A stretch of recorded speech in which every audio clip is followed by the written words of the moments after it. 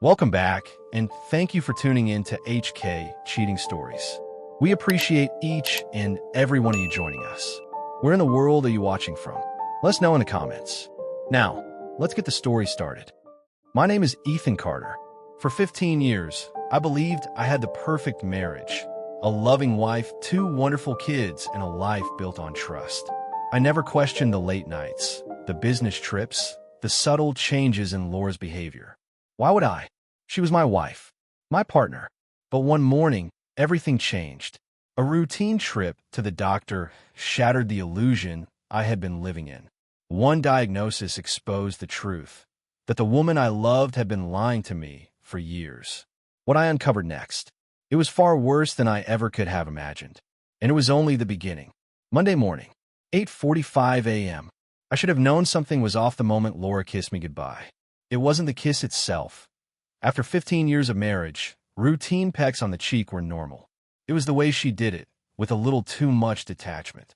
"You have a good day," she said, flashing me that polished realtor smile she used to charm her clients. That fake voice, that forced cheeriness. I hated it. As I grabbed my briefcase and headed for the door, I caught something else, a smirk, just barely noticeable. Like she was holding onto a secret. Like she knew something I didn't. Something twisted in my gut. Instinct. I shook it off. Laura was a top real estate agent, always juggling showings, closings, networking events. Lately, she had been working late, taking weekend trips for mandatory company retreats. It annoyed me, sure, but I had never doubted her. Not yet. The drive to work was uneventful. Just me, my black coffee, and the mental to-do list of reports due by the end of the month. By the time I pulled into the parking lot, it was 7:45 a.m., my usual time. Routine. Predictability. I live by it. I walked in, dropped my briefcase on my desk, and decided to hit the restroom before settling in. A quick splash of cold water on my face, a few deep breaths, and I'd be ready for the day. That's when everything changed. A sharp, searing pain tore through me like a hot blade. My knees nearly buckled as I gripped the edge of the sink, gasping. Then, a burning sensation, a sickening, unnatural heat radiating through me. I looked down. Discharge. Greenish. Thick. Wrong. Panic surged. What the hell is happening to me? A strangled sound left my throat, half a groan, half a scream. Within seconds, my boss, Alan, rushed in. "Ethan? Jesus, are you okay?" I couldn't answer. I was too busy staring at the evidence of something I knew, deep down, I hadn't caused. Alan's concerned gaze flickered to the sink, then back to me. His expression darkened. "You need to see a doctor. Now." I shook my head, my thoughts racing. This had to be a mistake. A misunderstanding. Some kind of infection, sure, but not. The realization hit like a freight train. STDs don't just happen. They're given. And I'd only been with one woman in my entire life. Laura. My breath came in short, shallow gasps. Alan gripped my shoulder. "Ethan, go. I'll handle your reports. Take the time you need." I barely nodded, forcing myself upright. The walls of my life had just cracked. I stumbled out of the office and into my car, hands trembling as I gripped the steering wheel. My mind kept looping back to her smirk that morning. Had she known? Had she kissed me goodbye? Known what she'd done? I should have called her, demanded an answer. But deep down, I already knew. I wasn't going to ask Laura if she had cheated. I was about to prove it. With a shaking hand, I pulled up Google Maps. Nearest urgent care, 0.4 miles away. I threw the car into drive and peeled out of the parking lot. I needed answers, and I was about to get them, no matter how much it destroyed me. I parked outside the urgent care, gripping the steering wheel so tightly my knuckles turned white. My chest felt tight, my breathing shallow. I told myself to calm down, but how the hell could I? I had walked into the office this morning as a husband, a father, a man with a normal life. Now, I was a man sitting outside a clinic about to hear the kind of news that ripped marriages apart. My hands trembled as I opened the car door and stepped out. Inside, the waiting room smelled like antiseptic and old coffee. A bored receptionist barely glanced at me as I approached the desk. "Name?" she asked, fingers poised over the keyboard. "Ethan Carter."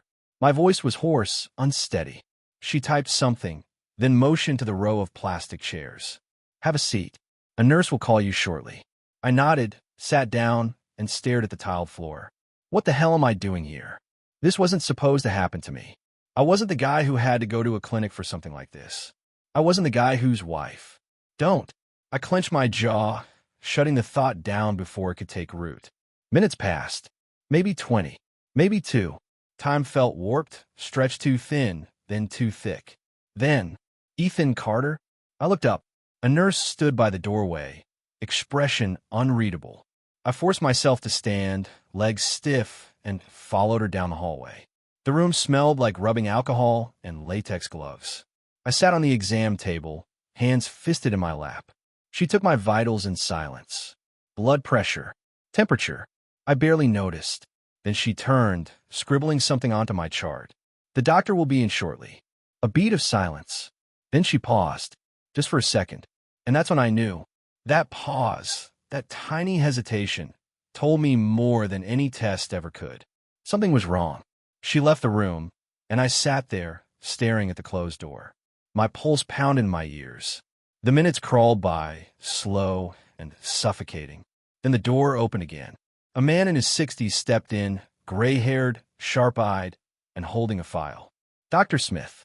He gave me a small nod, flipping open the folder as he sat down. "Mr. Carter." His voice was calm, even, too even. My throat was dry. "Yeah." He studied the papers for a moment. When he spoke again, his words were sharp and clean, like a scalpel cutting through flesh. "Your tests show you have gonorrhea." The room tilted. For a second, I thought I'd misheard him. But the way he watched me, steady, waiting, told me I hadn't. I blinked. "I what?" He sighed, setting the folder down. "You tested positive for gonorrhea. It's a sexually transmitted infection." "I know what it is." I cut in, my voice rough. I felt like I'd been punched in the gut. I had gonorrhea. Me, the man who had only ever been with one woman. A sick, bitter laugh almost slipped out. I swallowed it down. Dr. Smith kept talking, his tone clinical, detached. "It's treatable with antibiotics. You'll need to avoid any sexual activity for at least 7 days after completing the medication. If symptoms persist, follow up with your primary care doctor." I nodded, barely processing his words. Because none of it mattered. Not the medicine. Not the treatment plan. What mattered was how I got it. What mattered was who gave it to me.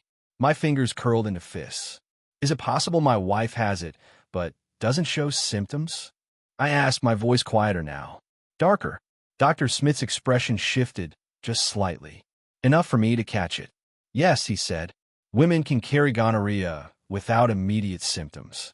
She may have mistaken it for a bladder or vaginal infection, but she needs to get tested. Waiting too long could lead to serious complications. I nodded stiffly. He handed me the prescription and a stack of paperwork. Take care of yourself, Mr. Carter. I barely mumbled a response before standing, gripping the prescription so hard the paper crumpled. I walked out of that clinic a different man than the one who walked in. The Ethan Carter from this morning? The one who kissed his wife goodbye and drove to work, oblivious? He was gone, replaced by someone colder, someone angrier, someone who was about to burn his wife's world to the ground.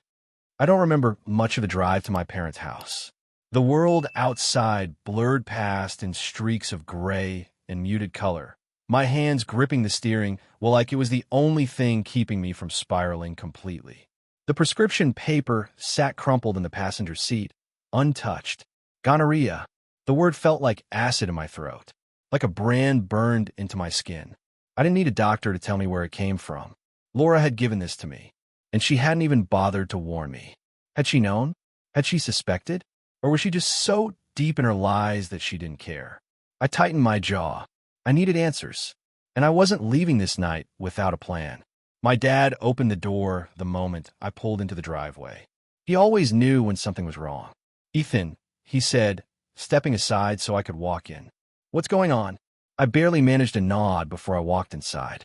The familiar scent of fresh coffee and my mom's homemade cinnamon rolls filled the air, but did nothing to calm me.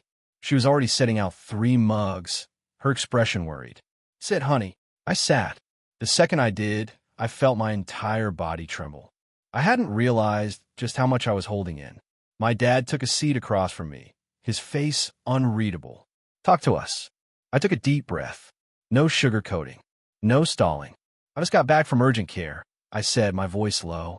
I tested positive for gonorrhea. Silence. Not the kind that stretches because people don't know what to say. The kind that weighs down a room like a loaded gun on the table. My mom's hands trembled as she set her coffee down. My dad's jaw tightened. Then, calmly, he asked, "Did you cheat on Laura?" I didn't even flinch. No. His eyes studied me, sharp as a blade. You're sure? I have never, not once, been with anyone but her. My voice was steel. He nodded slowly. I believe you. Mom let out a shaky breath, but she didn't speak. Not yet. She's been having an affair. I forced the words out, my throat tightening. That's the only explanation. Another long silence. Then my father set his mug down with a quiet, deliberate thud. Then you already know what you have to do. I ran a hand over my face, exhausted. Dad, you don't need to explain, he said. Your mother and I raised you to value loyalty, commitment. But we also taught you that trust is not a one-way street. His gaze darkened. And your wife, she's destroyed that. I exhaled, shaking my head. I don't even know how long it's been going on. She's been working late, going on all these company trips. And you never questioned it. His voice wasn't judgmental, just sad. I swallowed the lump in my throat. I trusted her. Mom finally spoke, her voice soft, pained. Ethan, sweetheart, are you going to confront her? I let out a bitter chuckle. Oh, I'll do more than that. My dad leaned back, watching me carefully. What's your plan? I'm divorcing her, I said, and saying it out loud felt like a hammer striking metal. Solid. Final. I won't stay with someone who doesn't respect me enough to be faithful. My dad nodded approvingly. Good. Mom, though, looked down, blinking back tears. And the girls? My heart clenched. Mason and Lily. They were still so young, so innocent to the absolute destruction their mother had caused. They deserve the truth, I said. Not everything, not yet. But they need to know that their mother, I exhaled sharply, isn't who they think she is. My dad stood up and walked to his desk in the corner of the room. He flipped through his Rolodex, an old habit from his years as a church deacon, until he found what he was looking for. Here, he said, handing me a business card. Gina Hawkins, family law attorney. She's from our church. I took the card. Thanks, Dad. She owes me a favor, he added, already dialing her number. Let's see if she can fit you in tomorrow. 10 minutes later, the appointment was set. 12:30 p.m., Dad confirmed. She'll go over everything with you. The divorce, custody of Mason and Lily, and freezing any joint assets before Laura can drain them. My mom wiped her eyes and grabbed my hands. Ethan, you don't have to go through this alone. We're here. Always. I squeezed her hand. I know, Mom. Dad clapped a firm hand on my shoulder. Listen to me, son. Do not let anger drive you. I knew what he meant. I was furious. Furious at Laura for lying, for cheating, for risking my health, for smiling in my face while stabbing me in the back. But Dad had a point. Romans 12, verse 19, he said, his voice steady. Vengeance is mine. I will repay, says the Lord. I let out a slow, measured breath. Fine. I wouldn't take revenge. I'd take justice. As I got into my car, the sun had started to set, casting long shadows across the driveway. I stared at Laura's contact on my phone. My thumb hovered over the call button. I could call her. I could demand an explanation. I could scream, rage, ask her how long she had been making a fool of me. But I didn't, because Laura was a liar, and I was done listening to lies. I turned the key in the ignition and drove home. Tomorrow, I'd meet with Gina. Tomorrow, I'd start the process of destroying the life Laura had built on deceit. Tomorrow, I'd take back control. I barely slept that night. I lay in bed, staring at the ceiling, listening to the distant hum of the city outside. Every time I closed my eyes, Laura's smirk from that morning haunted me. That tiny, smug expression that now made perfect sense. She had known. She had kissed me goodbye, knowing she had betrayed me. And the worst part? She hadn't even cared. At some point, exhaustion won. But when I woke up the next morning, I wasn't the same man who had gone to sleep. I wasn't a heartbroken husband anymore. I was a man on a mission. The search begins.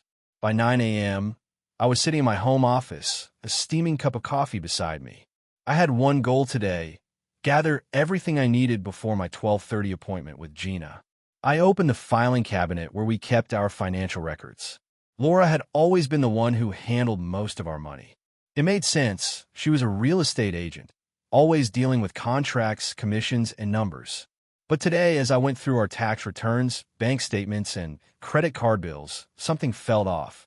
8 years ago, that's when things changed. That's when Laura had suggested we start filing our taxes separately. At the time, she claimed it was a smart move to save money, that her commissions and bonuses made her tax situation complicated. I hadn't questioned it. But now I knew better. My fingers tightened around the papers as I stared at the numbers in front of me. She had been making significantly more money than she had ever told me.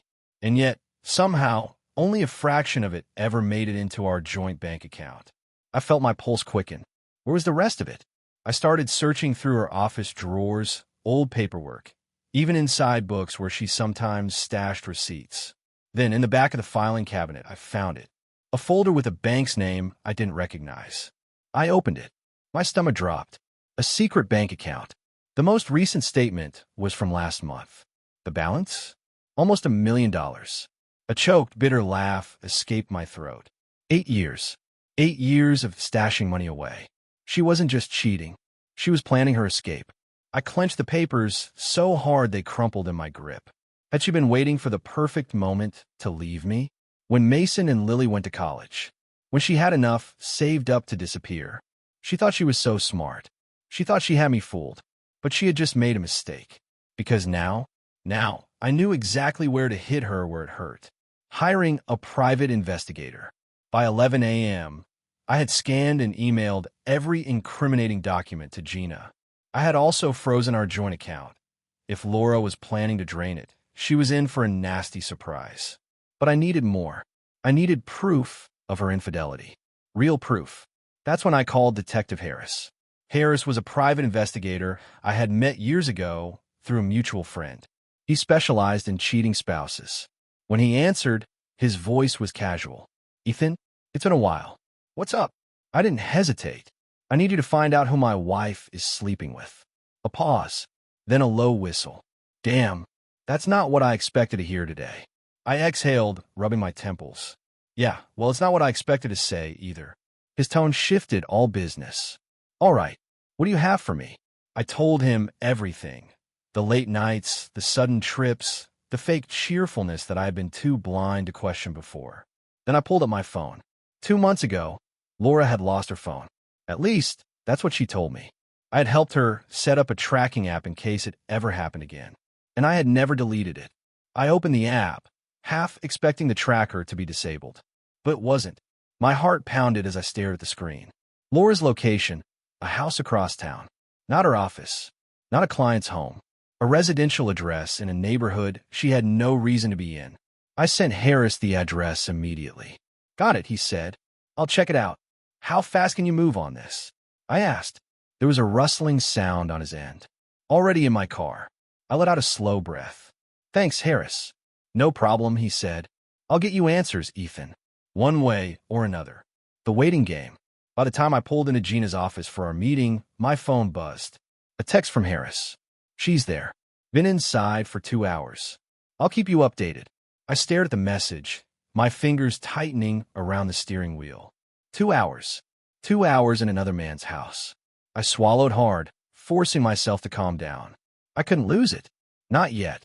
Not until I had everything I needed to destroy her. I stepped out of the car and headed inside. Gina was waiting. "Ethan," she greeted, nodding at the folder in my hands. "Tell me everything." So I did. And by the time I left that office, my divorce plan was already in motion. Laura had no idea what was coming. I sat in my car, parked a few blocks away from home, gripping my phone like it held the key to everything. Detective Harris had just sent me a text. "Check your email. I've sent the report, along with some recordings. You're going to want to sit down for this." My stomach churned. I wasn't sure if I was ready to see just how deep Laura's betrayal went. But ready or not, I had to know. Taking a slow breath, I opened my laptop and clicked on the first file. The email contained multiple attachments, photos, videos, a summary report. I started with the photos. There she was, Laura, my wife of 15 years, the mother of my children, sitting at a dimly lit restaurant, leaning in close to a man I didn't recognize. Their hands touched across the table. Click. Next photo. A parking lot. Laura pressed against the side of a sleek black car, her lips locked with another man's. Click. Next photo. A hotel lobby. She walked ahead of yet another man, his hand resting low on her back as they headed toward the elevator. 3 different men, 3 different locations, all in the span of one afternoon. I clenched my jaw so tightly I thought my teeth might crack. The burning rage inside me made my vision blur. How long had she been doing this? How many nights had she come home late, kissing our daughters goodnight with lips that had been on someone else just hours before? I shut my eyes, inhaling through my nose. I wasn't done. Not yet. I clicked on the audio file. Laura's voice filled my car. Light, carefree, deceptively sweet, like the woman I thought I married. Except this wasn't my Laura. This was who she really was. Man, you're married. Laura, for now. A chuckle. My hands curled into fists. Man, your husband doesn't know? Laura, no, he has no idea. He's completely clueless. I gritted my teeth. Man, is he at least good to you at home? Laura, a dismissive laugh. He had better be. I taught him everything he knows. My breath caught in my throat. Taught me? Was that how she saw me? Some project she trained like a dog? Man, what do you mean? Laura, lowering her voice conspiratorial. Believe it or not, he was a 23-year-old virgin when we got married. He's all religious, doesn't drink, doesn't smoke, doesn't even swear. I had to show him how to please me. My entire body stiffened. Mun, dumb. So why stay with him? Laura, shrugging. He's a good father. Keeps the house running. Never questions me when I come home late. I inhaled sharply, feeling my chest tighten. Man, are the kids even his? A pause. A long pause. And then, Laura, casually. Honestly, I don't know. But does it really matter? He thinks they're his. That's what counts. I stopped breathing. Everything inside me froze. The blood in my veins turned to ice. She didn't know. I stared blankly at my dashboard, my pulse hammering in my ears. I'd already done the DNA test, but hearing her say it so easily, so carelessly, it did something to me. She had never even been sure. I pressed play again, my body rigid. Man, so how long have you been fooling around? Laura, playfully. Oh, throughout our entire marriage. I nearly threw the laptop out the window. Our entire marriage. 15 years. 15 years of my life. 15 years of loving her, being faithful, supporting her, raising our children. And she had been cheating the whole damn time. My breathing was ragged, uneven. My pulse pounded in my ears. I had to force myself to listen to the rest. Man, do you plan to leave him? Laura, yawning. Eventually, when the girls finish school. I'll have my money sorted by then. So it was true. The hidden bank account. The $1 million escape fund. She had been planning her exit strategy for years. Using me. Bleeding me dry while she played around. Man, until then. Laura, laughing softly. Until then, I'll just keep telling him I have work trips. He'll believe anything I say. I closed my laptop. I stared ahead, my hands gripping the steering wheel so tightly I thought the leather might tear. I wasn't just angry. I was erased, like I had never even mattered, like I was just a placeholder in her perfect little life. My marriage was a lie. My home, my family, the woman I thought I knew, all fake. I had seen enough, heard enough. I picked up my phone and dialed Gina. She answered on the first ring. Ethan. I took a slow, shuddering breath. Burn it to the ground. Her voice was steady. Consider it done. I sat in my car, gripping the steering wheel with white-knuckled fury. The audio file had played its last, damning words. The screen of my laptop had gone dark, but the echoes of Laura's betrayal were still screaming in my head. I had spent 15 years loving a woman who had never loved me back. 15 years of faithfulness. 15 years of being the fool she laughed about in hotel rooms.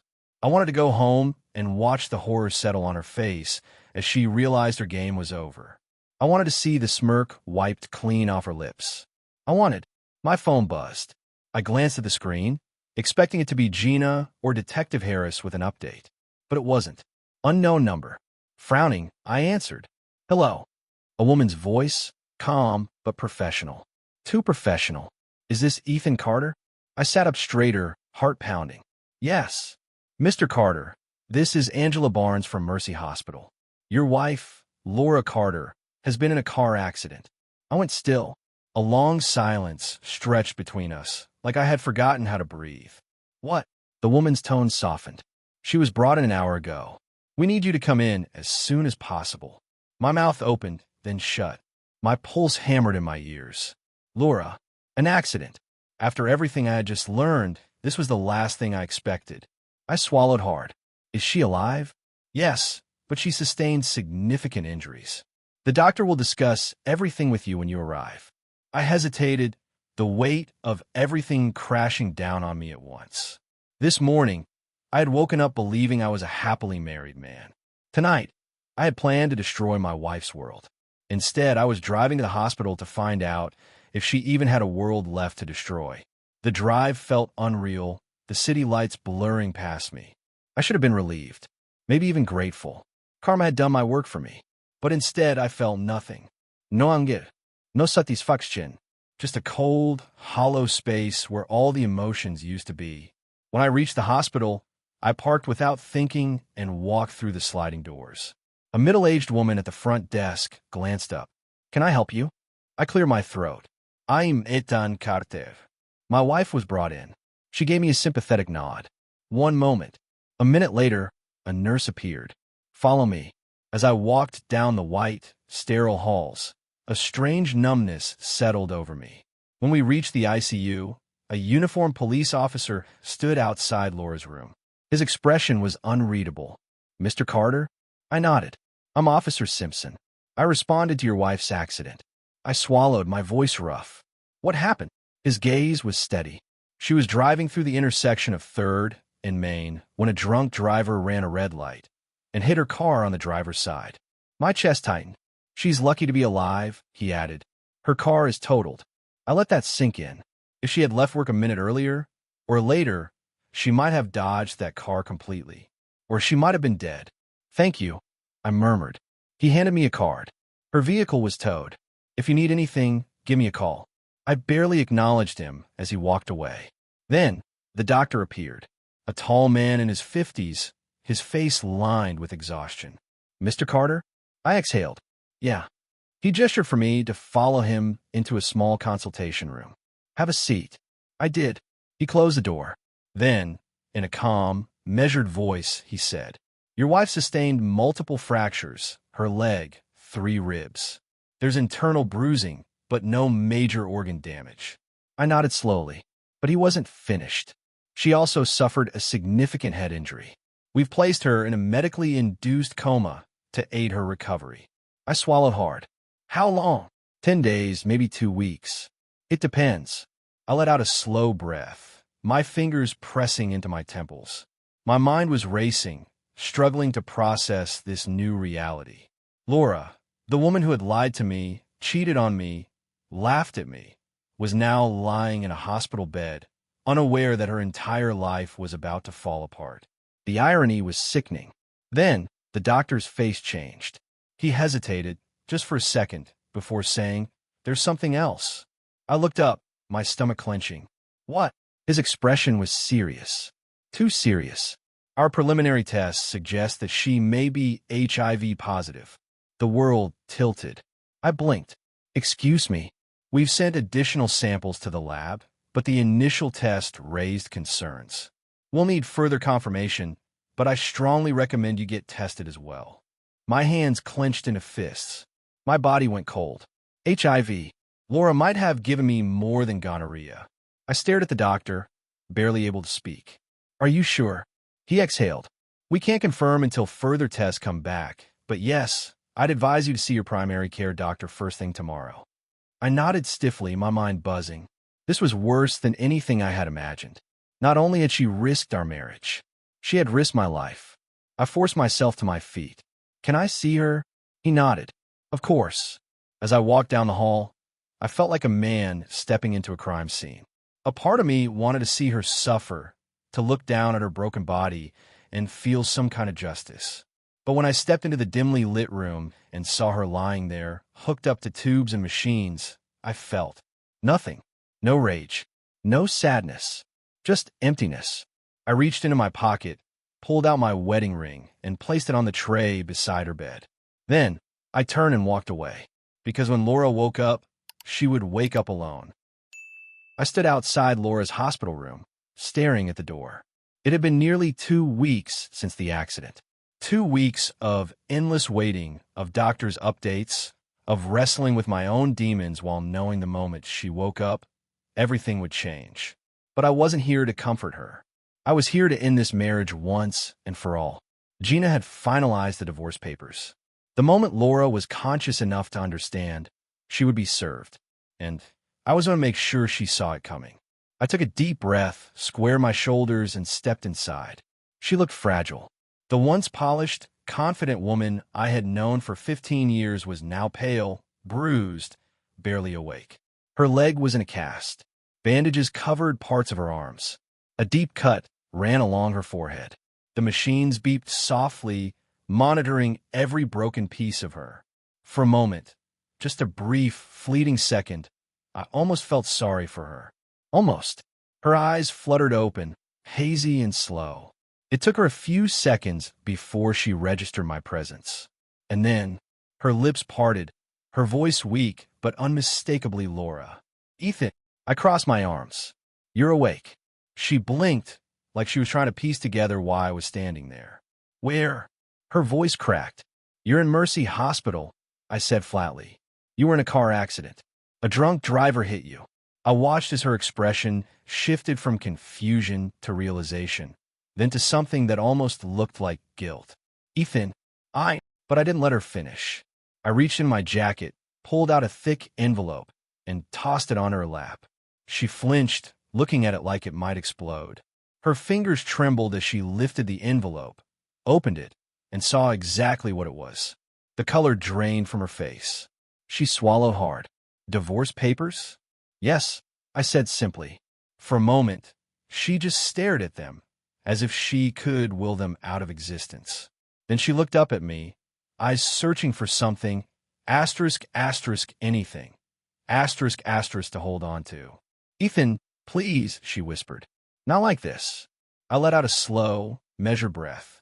"Not like this." I echoed, my voice calm, steady. "Laura, there's no other way for this to happen." She shook her head, her breathing shaky. I made a mistake, but we can fix this." I cut her off with a laugh. A bitter, hollow laugh. "A mistake." My voice darkened. "You've been cheating on me for 15 years. You have a secret bank account with nearly $1 million, waiting for the perfect moment to leave me." Her face twisted in shock. "How did you?" "I know everything, Laura." My tone was ice. "I know about the men. I know about the lies. I know that you were never even sure if Mason and Lily were mine." Her lips parted, but no words came. I leaned in, lower my voice.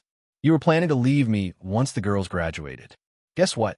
I just moved your timeline up a few years." Tears welled up in her eyes. "Ethan, please, I stepped back, unmoved. "You don't get to cry," I said. "You don't get to act like the victim." I pointed at the papers. "Sign them." Her breath hitched, her fingers curling around the sheets. "And if I don't?" I let out a slow, amused chuckle. "Then I make sure everyone sees the evidence." My voice was calm, almost cruel. "Your boss, your clients, your friends, even your parents." Her face crumpled. She knew I wasn't bluffing. "You can fight me in court if you want," I continued. "But we both know how that will go. You have no case." Silence stretched between us. Then, slowly, she picked up the pen. Her hands trembled as she signed her name on the bottom of the page. When she was done, she dropped the pen, shoulders slumping. That was it. 15 years of marriage. 15 years of love, loyalty, and trust, reduced to ink on a page. She wiped at her tears, looking up at me one last time. "Do you hate me?" she asked softly. I didn't answer right away. Hate? No. Hate required too much energy. I was just done. No, I said finally. I don't hate you, Laura. She blinked like she was almost relieved. Then I added, I just don't care anymore. And with that, I turned and walked away, leaving her alone with nothing but her broken body and the wreckage of the life she had destroyed. I stepped into the hospital hallway and exhaled slowly. Gina was waiting at the end of the corridor. She signed, she asked. I nodded. It's done. Gina gave me a satisfied look. Good. I'll have everything processed by tomorrow. You'll officially be a free man. I ran a hand down my face. The weight of it all, the betrayal, the lies, the years wasted, it was crushing. But I was still standing. I wasn't the man Laura had mocked behind my back. I was stronger, smarter, and I was finally free. I turned to Gina. What's next? She smirked. Now you rebuild. And for the first time in weeks, I felt something close to peace. I wasn't sure what the future held, but one thing was certain. Laura Carter was no longer part of it. I stepped out of the courthouse, the final divorce decree clutched in my hand. It was over. Officially, legally, completely. Laura Carter was no longer my wife. The woman who had betrayed me for 15 years, laughed behind my back, and planned her escape. She was now nothing more than a bitter memory. I exhaled slowly, letting the reality settle in. It should have felt like victory, like the final chapter of a battle I had been fighting for weeks. But what I felt wasn't triumph. It was relief. Pure, unshackled, liberating relief. Gina had done her job well. I had full custody of Mason and Lily. My assets were secure. Half of Laura's hidden $1 million account was now mine, money I'd already transferred in my daughter's college funds. Laura, on the other hand, she had walked away with nothing except a 2-bedroom apartment I rented with her own money. Fitting. I glanced at my watch. I had somewhere to be. I wasn't going to waste another second thinking about Laura. I had a future to build. I pulled into my parents' driveway and stepped inside, the smell of fresh lasagna filling the air. Mom was in the kitchen, humming to herself as she stirred the sauce. Mason and Lily were on the couch, watching a movie. The moment they saw me, they jumped up. Is it done? Mason asked. I nodded. Yeah, it's done. Lily exhaled, her shoulders dropping. Good. She had been holding on to so much anger, so much betrayal. I saw it in her eyes every time Laura's name came up. Mason, though, was quieter, thoughtful. So what happens now? I gave them both a small smile. Now we move on. They exchanged a look. Then Mason smirked. Dad, you should start dating again. I laughed, shaking my head. Is that so? Lily nodded eagerly. Yes. You can't just be alone forever. You need someone normal, someone loyal. I sighed, rubbing my temples. And who do you suggest I date, exactly? Mason grinned. Well, we do know one person who keeps bringing you food from church. I frowned. Who? Then hit me. Rhonda Carson, a widow from church. A kind, warm woman who had always been there, always checking in, always making sure I was okay. The same woman who had dropped off a homemade casserole last week with a smile that lingered a little longer than normal. I thought back to our conversation over coffee last Sunday. The way she had laughed at my bad jokes. The way her eyes softened when she spoke about raising her teenage daughter alone. The way I had felt something I hadn't felt in years. Maybe Mason and Lily were right. Maybe it was time. That Wednesday, I found myself standing in the church coffee shop, nerves twisting in my stomach.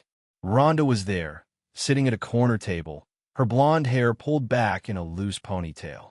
She looked up and smiled when she saw me. That smile.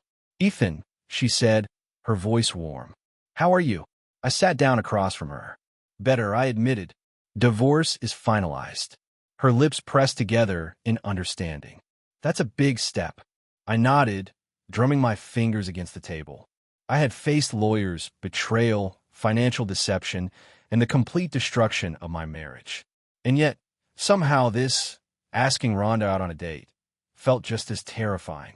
I cleared my throat. Listen, I was wondering, would you like to have dinner with me sometime? Her eyes widened slightly, but then that smile again. Soft, genuine, real. Yes, Ethan, she said. I'd love to. And just like that, something inside me shifted. For the first time in a long time, I wasn't thinking about the past. I was looking forward. Friday night. I stood outside Rhonda's house, hands shoved into my pockets. The door opened, and there she was, denim skirt, light sweater, a smile that sent warmth straight through my chest. "You look beautiful," I said before I could stop myself. She blushed. "Thank you." Dinner was easy, effortless. We talked about life, about our kids, about starting over. And when I dropped her off at home, she hesitated at the door. "This was really nice," she said softly. I nodded. "Yeah, it was." For a moment, she just looked at me, searching. Then she leaned in and kissed me. Gentle, warm, nothing like the cold deception I had known for years. When we pulled away, I saw movement inside the house. Her teenage daughter grinning through the curtains. Rhonda laughed. "Looks like we had an audience." I chuckled. "They're rooting for us." She tilted her head. "And what about you, Ethan? What do you want?" I met her gaze. "Steady." "Sure. I said slowly, "I want to see where this goes." Her fingers brushed against mine. "Then let's find out." As I walked back to my car, I felt something I hadn't felt in years. Hope. Not just for me. For my kids. For the life I thought I had lost. Maybe, just maybe, the best was yet to come. And this time, I wasn't looking back. Looking back, I see the hard truth this experience taught me. Love without trust is an illusion. A marriage built on lies and betrayal is destined to crumble. Blind loyalty is not virtue. It's a weakness when given to the wrong person. If there's one thing I'd tell anyone, especially those who have spent decades in a relationship, it's this: pay attention. People don't just wake up one day and betray you. It happens in small steps, in late nights, in secretive phone calls, in little lies that stack up until the truth is unrecognizable. I learned the importance of self-respect, of not ignoring red flags just because you love someone, of valuing your own worth enough to walk away when someone stops valuing you. And, most importantly, I learned that it's never too late to start over. No matter how long you've been with someone, no matter how much history you share, you deserve honesty. You deserve love that is true. For those who feel trapped in a loveless marriage, afraid of change, or scared to be alone, know this: there is life after betrayal. There is hope after heartbreak. And sometimes, the best years of your life are the ones that begin after you thought it was over.